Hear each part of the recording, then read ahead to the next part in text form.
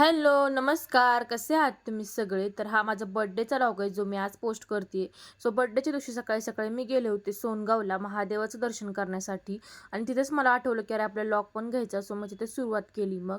मग आम्ही महादेवाच्या मंदिरामध्ये गेलो आणि तिथे ना मी मस्त असं दर्शन केलं. सकाळी-सकाळी खूप छान दर्शन झालं आणि इतकं प्रसन्न वाटत होतं ना, खूप भारी वाटत होतं. माझ्या बर्थडेची सुरुवात मी महादेवाच्या दर्शनापासून केलेली आणि हे बघा मंदिराच्या आजूबाजूचा परिसर आहे इतका छान होता आणि वातावरण पण खूप मस्त झालेलं. त्याच्यामुळे इतकं भारी वाटत होतं आणि तिथून येऊच वाटत नव्हतं. आणि मग तिथे थोड्या वेळ बसलो वगैरे आणि मग त्याच्यानंतर आम्ही निघालो बारामतीला येण्यासाठी.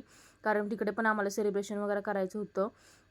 मग नंतर नाश्ता करायला गेलो कारण खूप जास्त भूक लागलेली रस्त्यात. मग नाश्त्यासाठी थांबलो, नाश्ता वगैरे केला आणि मग बारामतीत आलो आणि मग जिथे सेलिब्रेशन करायचं होतं तिथे गेलो आणि अशी डोळ्याला पट्टे वगैरे बांधून फुल माझी एंट्री झालेली आणि मला खरंच माहीत नव्हतं यांनी काय केलंय नक्की. आणि ते सगळं बघून आहे ना मला ॲक्च्युली इमोशनल व्हायला आलेलं खरं तर. इतकं भारी वाटत होतं आणि हे बघा डेकोरेशन किती मस्त केले होते. डेकोरेशन बघून इतकं भारी वाटत होतं ना, माझा बर्थडे खर्च आजपर्यंत असा कधीच सेलिब्रेट झाला नव्हता.